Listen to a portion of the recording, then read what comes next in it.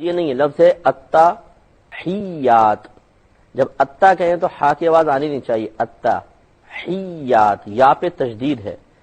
اب ہی اور ہا کے نیچے زیر ہے. حیات حیات. اب ہم کہتے کیا ہیں؟ التحیات. ہا کو ساکن کر دیتے ہیں اور یہ کی تشدید ختم کر دیتے ہیں. ہم نے التحیات پڑھی.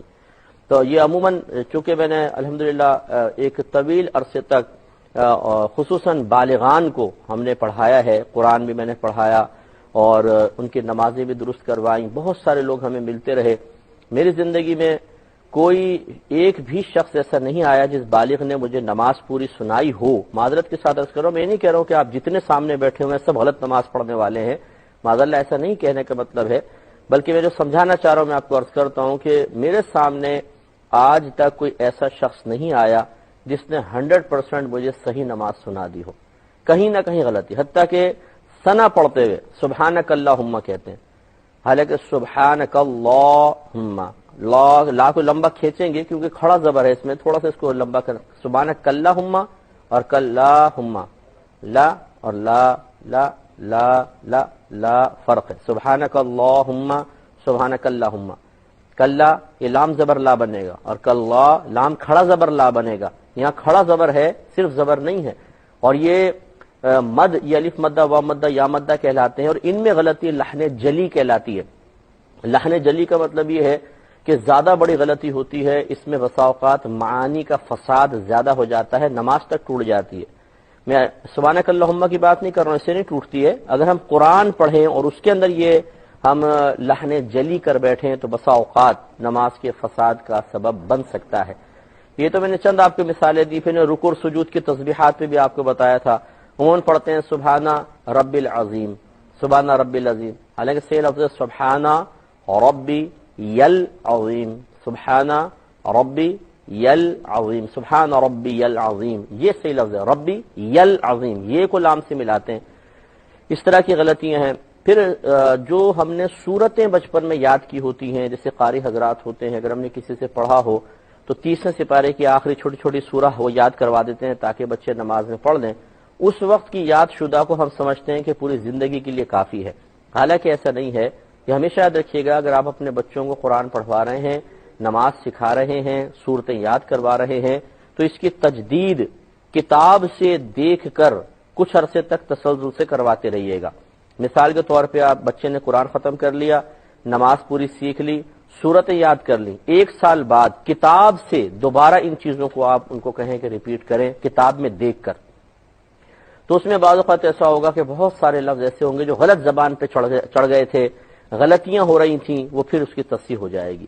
اگر نہیں کریں گے تو بعض اوقات پھر غلطی آگے تک چلتی چلی جاتی ہے، حتیٰ کہ بڑھاپے کی دہلیز پہ قدم رکھنے تک انسان ان غلطیوں سے محفوظ نہیں رہ سکتا ہے. کی خدمت میں عرض کر رہا تھا، تو اس لیے اس میں کوئی شرم و جھجک کی بات نہیں ہے کہ جو چیزیں آپ پہلے بچپن میں بہت پہلے سیکھ چکے ہیں اور جس کے بارے میں ہم فخراً دعویٰ کرتے ہیں یہ تو ہم نے بچپن میں ہی سیکھ لی تھی، ہم نے باقاعدہ حافظ صاحب آتے تھے، قاری صاحب آتے تھے، ان سے ہم نے پڑھی ہیں، تو ایک دفعہ ان کو چیک کروا لیں. یہ ہمارا مشورہ ہے، باقی آپ کی مرضی ہے. آپ اللہ تعالیٰ کی بارگاہ میں خود جواب دیں ہیں. اگر آپ صحیح پڑھ رہے ہیں تو بہت اچھی بات ہے، غلط پڑھ رہے ہیں تو آپ کو تشویش خود ہونی چاہیے. ہمارا صرف ایک مشورہ ہے، اگر سمجھ لیں تو بہت اچھی بات ہے. اور ہمارا میں نے پہلے وضاحت کر دی کہ خدا نخواستہ یہ کہنا مقصود نہیں ہے کہ جتنے مسلمان بھائی اور بہنیں نماز پڑھ رہے ہیں سب کی نمازوں میں، سب کی قراءتوں میں ضرور کوئی غلطی ہے. یہ بھی ہمارا دعویٰ نہیں ہے. ہو سکتا ہے کوئی بہت ہی خوبصورت پڑھتا ہو اور بالکل صحیح پڑھتا ہو، اس کا بھی انکار کوئی نہیں کر سکتا، لیکن ایسا ہوا ہے اور ہوتا ہے اور یہ ایک حقیقت ہے. ہمیں تقریباً 20-22 سال ہو گئے اس فیلڈ میں مسلسل کام کرتے ہوئے، اور میں ویسی عوامی آدمی ہوں، عوام میں بہت زیادہ رہتا ہوں، عوام کو بہت قریب سے، اس لیے تھوڑی سی ہمت کر لیں بہتر ہے. اب دیکھیں نماز سب سے پہلے نیت کا مسئلہ ہے کہ ہمارے بعض بھائی بہن سمجھتے ہیں، ویسے تو میں اس کی وضاحت نماز کی شرائط میں کر چکا ہوں لیکن چونکہ ہم دوبارہ کر رہے ہیں تو میں سمجھا دیتا ہوں کہ نیت اصل میں دل کے پختہ ارادے کو کہتے ہیں. زبان سے نیت کرنا کوئی لازم و ضروری نہیں ہے. نبی کریم صلی اللہ علیہ وسلم کے دور مبارکہ میں، پھر تابعین، تبع تابعین وغیرہ کے دور میں اس طرح زبان سے نیت کرنے کا رواج تھا ہی نہیں. بس وہ ایسی آئے، دل میں نیت کو حاضر کیا اور اللہ اکبر، اسٹارٹ ہو گئی نماز. لیکن بعد میں جب فقہائے کرام نے لوگوں کی غفلت کو دیکھا اور پے در پہ یہ کوشچنز آئے، اکثر آنا شروع ہوئے کہ جی ہم آ کے کھڑے ہوئے اور بس ہم نے تکبیر لگا دی اور یہ یاد ہی نہیں رہا کہ ہم کون سی نماز پڑھ رہے ہیں، اور بڑی پریشانی ہوئی اب کیا حکم ہوگا، تو پھر یہ مطلب اس کو مستحب قرار دیا فقہا نے کہ بہتر یہ ہے کہ آپ کے دل میں جو بھی نیت موجود ہے اسے زبان سے الفاظ کی شکل میں اتنی آواز سے کہہ لیں کہ آپ کے کان اپنی آواز کو سن لیں۔ اس کا فائدہ یہ ہوگا کہ دل کے اندر جو چیز موجود تھی ایسا نہ ہو کہ تکبیر کے وقت وہ چیز غائب ہو، بلکہ جب آپ پڑھیں گے تو جب آپ پڑھ رہے ہیں تو دل پہ زبان سے پڑھنے سے دل بھی حاضر ہوگا، توجہ بھی اس طرف ہوگی اور قلب میں موجود نیت محو نہیں ہوگی، اور اس نیت کا تکبیر تحریمہ کے ساتھ اتصال بھی ہو جائے گا۔ اس لیے کہ یاد رکھیں ضروری ہے کہ نیت دل میں حاضر ہو اور متصلاً ہم تکبیر لگائیں۔ ایسا نہیں ہے کہ آپ وضو خانے پہ نماز کی نیت کر لیں اور پھر آپ نے چلے گئے باہر کہیں دوستوں سے باتیں کر رہے ہیں اور پھر اچانک آپ کھڑے ہوئے اللہ اکبر کہہ دیا، اب یہ یاد ہی نہیں آ رہا کہ کیا پڑھ رہا ہوں اور کیا نہیں پڑھنا ہے، اور آپ نے سوچا بھی پہلے نیت کی تھی شاید وہی کافی ہوگی، ایسا نہیں ہے۔ ہاں اگر دوبارہ حاضر ہوگی تو ایک الگ بات ہے، اگر دوبارہ نیت حاضر نہیں ہوئی ہے تو اس پہلے وہ والی پہلی نیت کافی نہیں ہوگی۔ تو اس لیے آپ زبان سے کہہ سکتے ہیں کہ مثلا میں نیت کرتا ہوں 2 رکعت نماز فجر، 2 رکعت نماز فرض آج کی فجر کی، اگر آج نہ بھی کہیں تب بھی کافی ہے، آج کی فجر کی واسطہ اللہ تعالیٰ کے منہ میں قبلہ شریف کی طرف۔ اگر آپ امام کے ساتھ ہیں تو پیچھے اس امام کے، یہ بھی آپ کہہ سکتے ہیں، تو اس طرح آپ کر کے پھر تکبیر لگائیں گے۔ تو اب تکبیر لگائیں گے۔ اچھا بعض لوگ یہ غلطی کرتے ہیں کہ جب سنتیں پڑھتے ہیں تو یوں نیت کر لیتے ہیں، نیت کرتا ہوں 4 رکعت نماز سنت ظہر کی واسطے رسول اللہ کے۔ یہ میں نے خود مطلب بعض لوگوں کی زبان سے سنا ہے اور ان کی تصحیح بھی کی ہے، اور انہوں نے تصحیح کرنے کے لیے سنائی بھی ہے کہ اس طرح ہم نیت کرتے ہیں۔ تو یاد رکھیں یہ اس طرح کہنا بہت سخت جملہ ہے، کیونکہ چاہے فجر و فرض ہو، واجب ہوں، سنت ہوں، نفل ہوں، عبادت صرف اور صرف اللہ تعالیٰ کے لیے ہوگی، کسی رسول کے لیے نہیں ہوتی ہے، کسی صحابی کے لیے نہیں، کسی ولی کے لیے نہیں۔ تو یہ کہنا غلط ہوگا کہ سنت واسطے رسول اللہ کے، یوں کہہ سکتے ہیں کہ رسول اللہ کی سنت، نیت کرتا ہوں 4 رکعت نماز سنت نماز ظہر رسول اللہ صلی اللہ علیہ وسلم کی، یعنی سرکار کی سنت کو ادا کرتا ہوں، ایک الگ بات ہے، اور ایک ہے کہ سرکار کے لیے 4 سنت ادا کرتا ہوں، یہ غلط بات ہے، کیونکہ اس میں اگرچہ آدمی کی نیت نہیں ہوگی کہ میں سرکار کی عبادت کر رہا ہوں، لیکن الفاظ سے یقینی سی طور پہ یہ شائبہ ہو رہا ہے کہ جیسے ہم 4 رکعت کی عبادت نبی کریم صلی اللہ علیہ وسلم کی رضا اور قرب کے حصول کے لیے کر رہے ہیں۔ اور یاد رکھیں کوئی بھی عبادت معاذ اللہ اگر غیر اللہ کے لیے کی، اس کے قرب حاصل کرنے کے لیے، اس کے تقرب کے لیے، تو یہ شرک ہے اور انسان تباہ و برباد ہو جائے گا، مرتد ہو جائے گا، اس کے سارے اعمال برباد ہو جائیں گے۔ لیکن یہ میں پھر توجہ کیجئے گا، میں یہ نہیں کہہ رہا ہوں کہ جو ابھی تک یہ جملے کہتے رہے وہ کافر و مرتد ہو گئے، اس لیے کہ ایسے جو لوگ ہوتے ہیں وہ بھولے بھالے قسم کے ہوتے ہیں، اور ان کے کہنے کا مقصد یہی ہوتا ہے کہ ہم نبی کریم صلی اللہ علیہ وسلم کی سنت ادا کر رہے ہیں، لیکن وہ الفاظ ایسے ادا کر دیتے ہیں کہ سنت واسطے رسول اللہ صلی اللہ علیہ وسلم کے۔ یہ بات درست نہیں ہے اور یہ جملہ نہ کہیں بہتر ہے، لیکن اگر کوئی اسی ارادے کے ساتھ کہے، اس ارادے کے ساتھ، اس نیت کے ساتھ، اس قصد کے ساتھ کہ میں نبی کریم صلی اللہ علیہ وسلم کی عبادت کر رہا ہوں، تو پھر اس کے کفر و شرک میں کوئی شبہ نہیں رہے گا۔ اسے تھوڑی توجہ کر لیں۔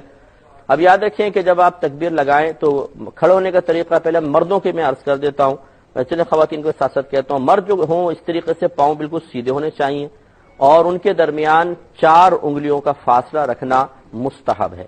4 انگلی کا فاصلہ، چاہے آپ جماعت کے ساتھ پڑھ رہے ہوں، چاہے آپ تنہا پڑھ رہے ہیں، پیروں کے درمیان 4 انگلی کا فاصلہ بس اتنا ہو، قریب قریب پاؤں رکھیں، بہنیں بھی اسی طریقے سے پیر رکھیں گی۔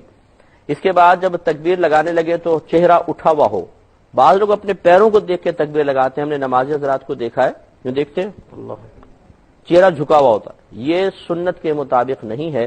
مستحب یہ ہے کہ چہرہ کعبۃ اللہ کی سمت ہو، بلکہ فقہاء نے لکھا ہے کہ نگاہیں بھی سامنے ہوں، کعبۃ اللہ کی سمت نگاہیں رکھ کر اور پھر تکبیر لگائی جائے۔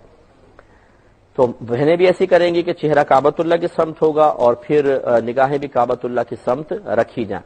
اس کے بعد ہاتھ اٹھانے کی باری آئے گی۔ ہمارے امام اعظم ابو حنیفہ رضی اللہ تعالی عنہ کے نزدیک مرد کے لیے سنت طریقہ یہ ہے کہ وہ اپنے ہاتھوں کو اتنا اونچا اٹھائے کہ اس کے کان، یہ جو انگوٹھے ہیں یہ کان کی لو کی سیدھ میں ہو جائیں۔ اس طرح کر لیں تب بھی ٹھیک ہے، لیکن لگا لینا یہ اور فقہاء نے فرمایا کہ اچھا ہے کہ لگا لیں کان تک اس طریقے سے، اور ہتھیلی بالکل سیدھی ہو کعبۃ اللہ کے سمت، انگلیاں نہ بالکل ملی ہوں نہ بہت زیادہ کھلی ہوں، اپنے نارمل حالت پہ چھوڑ دیں۔ لیکن بند بھی نہ رکھیں. انگلیاں اور ہتھیلی کا اس وقت قبلہ کعبۃ اللہ ہی ہونا چاہیے، اور اس طرح کر کے پھر اللہ اکبر کہہ کے ہاتھ باندھیں گے. آپ کو بتایا تھا کہ جب آپ نماز کے لیے کھڑے ہوں تو ہر اس چیز کو دور کرنے کی کوشش کریں جو نماز میں یکسوئی کی راہ میں رکاوٹ بن سکتی ہو. کھڑے ہو جائیں تو 3 بار اپنی بائیں جانب اعوذ باللہ من الشیطان الرجیم لا حول ولا قوت الا باللہ العلی العظیم پڑھ کر 3 دفعہ تھو تھو تھو کر دیں. تھوکیں گے نہیں باقاعدہ، لیکن بس یوں قصد ارادہ کریں جیسے میں شیطان کے منہ پر تھوک رہا ہوں، تو شیطان بھاگ جاتا ہے. اور اس کے بعد پھر دونوں پیروں کے درمیان 4 انگلیوں کا فاصلہ رکھیں، نہ بہت زیادہ پھیلا کے رکھیں نہ بہت زیادہ ملا کے رکھیں. 4 انگلیوں کا فاصلہ بس نارمل ہونا چاہیے، یہ سنت کریمہ ہے. اور پاؤں سیدھے کعبۃ اللہ کی سمت ہوں. بعض یوں کھڑے ہوتے ہیں، ایسے ٹیڑھے پاؤں کر کے کھڑے ہوتے ہیں، یہ صحیح نہیں ہے، بلکہ سیدھے پاؤں رکھنا سنت کریمہ ہے. اس کے بعد چہرہ بھی ہمارا تکبیر کے وقت اٹھا ہونا چاہیے اور کعبۃ اللہ کی سمت ہو. بعض ہمارے بھائی نیچے دیکھ کر تکبیر لگاتے ہیں، پاؤں کو دیکھ کے تکبیر لگاتے ہیں، یہ طریقہ خلاف سنت ہے. چہرہ آپ کا کعبۃ اللہ کی سمت ہونا چاہیے. اور امام اعظم ابو حنیفہ رضی اللہ تعالی عنہ کے لیے، مرد کے لیے سنت یہ ہے کہ وہ اپنے انگوٹھوں کو کان کی لاؤ کے ساتھ کرے. تو چاہے آپ یوں اس طرح تکبیر لگا لیں یا کانوں سے ٹچ ہی کر لیں تب بھی ٹھیک ہے، کہ ہاتھ نبی کریم صلی اللہ علیہ وسلم سے اونچا اٹھانا ثابت ہے کندھوں تک. ایک روایت میں کندھوں تک، ایک روایت میں ہے کانوں تک، دونوں کو ملا کر پھر یہ نتیجہ نکالا کہ اس طرح ہاتھ انگوٹھیاں رکھیں تو کانوں کے برابر بھی ہو جائیں گے اور کانوں تک ہاتھ اٹھنا بھی، کندھے سے اوپر ہاتھ اٹھنا بھی ثابت ہو جائے گا، متحقق ہوگا. تو انگلیاں جو جس وقت تکبیر لگائی جاتی ہیں ساری انگلیاں اپنی نارمل حالت پر چھوڑ دیں، نہ بالکل ملائیں نہ بہت زیادہ کھولیں، بلکہ نارمل حالت پر ہو. اور ہتھیلی کا اور انگلیوں کا رخ کعبۃ اللہ کی سمت ہو، یعنی اس طریقے سے، اور پھر یہ آپ تکبیر لگائیں گے. تو اس سے معلوم ہوا کہ یہ سنت مستحبہ ہے کہ ہتھیلی اور انگلیوں کا رخ کعبۃ اللہ کی طرف ہو.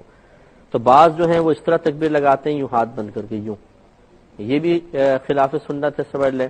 اس طرح بعض اس طرح کر کے لگاتے ہیں تکبیر، یوں تکبیر لگاتے ہیں، تو یہ ہتھیلیاں دائیں بائیں ہو گئی، کعبۃ اللہ کی سمت نہیں ہوئی، تو یہ خلاف سنت ہے. اس لیے سنت یہ ہے کہ اس طرح ہو اور انگلیاں اپنے نارمل حالت پر چھوڑ دیں اور تکبیر لگائیں، اللہ اکبر کہہ کر متصلاً ہاتھ باندھ لیں. تو یہ تکبیر لگاتے ہی ہاتھ فوراً باندھ لینا سنت کریمہ ہے. بعض حضرات کو دیکھا ہے کہ وہ یوں تکبیر لگاتے ہیں اللہ اکبر، پھر ہاتھ چھوڑ دیتے ہیں، پھر ہاتھ باندھتے ہیں. بعض یوں کرتے ہیں اللہ اکبر پھر یوں کر کے کرتے ہیں. یہ مختلف طریقے بہرحال رائج ہیں مسجدوں میں، لیکن صحیح جو ہم نے آپ کو بتایا وہ یہی ہے کہ آپ تکبیر لگائیں اور اللہ اکبر کہتے ہوئے فوراً سیدھے ہاتھ باندھ لیں، نیچے چھوڑنے کی حاجت نہیں ہے. اور یہ تھوڑا سا ایک ورزشی انداز اختیار کرنے کی ضرورت نہیں ہے، بس اللہ اکبر کہا اور ہاتھ باندھ لیے. بہنیں جو ہیں وہ زیادہ اونچے ہاتھ نہیں اٹھائیں گی. مردوں کے لیے تو تھا سنت کہ وہ کندھے تک ہاتھ اٹھائیں، کان کی لو سے انگوٹھوں کے سرے لگا لیں تو بہتر ہے. بہنیں بس سینے تک ہاتھ اٹھائیں، بس اس طرح اللہ اکبر کہہ کے فوراً ہاتھ باندھ لیں، وہ اس سے اوپر نہیں کریں گی. اور خواتین کے لیے ایک روایت کے مطابق سینے کے اوپر ہاتھ رکھنا سنت ہے، اور ایک روایت کے مطابق سینے کے بالکل نیچے ہاتھ رکھنا سنت کریمہ ہے. یعنی جو تعلیم شرع ہے وہ یہی ہے. اور مرد کے لیے افضل یہی ہے کہ وہ ناف کے نیچے اپنے ہاتھ باندھے. اگرچہ سینے پر ہاتھ باندھنا بھی نبی کریم صلی اللہ علیہ وسلم سے ثابت ہے، لیکن حضرت عبداللہ بن مسعود رضی اللہ تعالی عنہ کی احادیث کریمہ میں نبی کریم صلی اللہ علیہ وسلم کی عمر مبارکہ کے آخری ایام کا جو عمل منقول ہے وہ یہی ہے کہ آپ ناف کے نیچے ہاتھ باندھتے تھے. اور ادب بھی اس میں آپ دیکھیں زیادہ نظر آتا ہے، سینے پہ ہاتھ باندھنے میں اور نیچے ہاتھ باندھنے میں فرق ہے. تو بہنیں تو وہی اپنا جو ہم نے بتایا کہ سینے پر سینے کے نیچے ہاتھ باندھے، اور مرد حضرات کے لیے احناف کے نزدیک سنت یہی ہے کہ وہ ناف کے نیچے ہاتھ باندھے ادب کے ساتھ. بہنیں جو ہیں وہ جب ہاتھ رکھیں گی تو وہ انگلیاں ملی ہونی چاہیے، اس طرح ہاتھ بس اس طرح رکھیں، یہ پکڑے نہیں، انگلیاں کھولے نہیں، بس اس طرح ہاتھ رکھیں اوپر یہ. لیکن مرد کے لیے سنت کریمہ یہ ہے، یعنی سنت مستحبہ یہ ہے کہ اس طرح رکھیں کہ یہ جو آپ کی ہتھیلی ہے یہ یہاں پر آئے، اس کے جوڑ کے اوپر یہ ہتھیلی آنی چاہیے، اور یہ جو چھوٹی انگلی ہے اور انگوٹھا اس کا کلائی پر یہ حلقہ بنائیں، اور 3 انگلیاں یہ اس کے اوپر آنی چاہیے. یہ طریقہ صحیح نہیں ہے، یہ طریقہ صحیح نہیں ہے، بلکہ اس طریقے سے کہ 3 انگلیاں اوپر ہوں